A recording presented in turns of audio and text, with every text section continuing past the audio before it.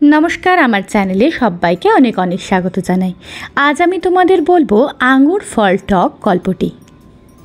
Video শুরু করার আগে বলি, যদি আমার চ্যানেলে নতুন হয়ে থাকো তাহলে চ্যানেলটাকে অবশ্যই সাবস্ক্রাইব করে রেখো। তাহলে চলো আজকের গল্প শুরু করা যাক।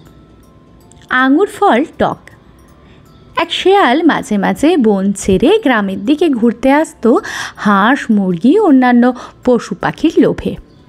একদিন শেয়াল দেখতে পেল একটি আঙুরের বাগান। আঙুরের গন্ধে তার আঙুর খাওয়ার লোভ হলো।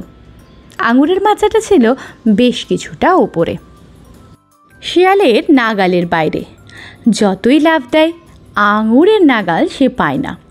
একবার দুবার করে বেশ অনেকবার লাফ দিয়ে শেয়াল যখন ক্লান্ত হয়ে পড়ল, তখন সে আঙুর খাওয়ার আশা ত্যাগ করল। অথচ তার মন পড়ে রইল আঙুরের মাচার দিকে। তার মনকে সান্ত্বনা দেবার জন্য সে বলতে লাগলো, এই আঙুর ভালো না, এগুলো নিশ্চয়ই টক হবে। তারপর আস্তে আস্তে সে আঙুরের বাগান ছেড়ে বনের পথে চলে গেল। আজকের এই গল্প থেকে শিক্ষা হলো, চেয়ে কোনো জিনিস না পেলেই আমাদের কাছে সেটা খারাপ মনে হয়।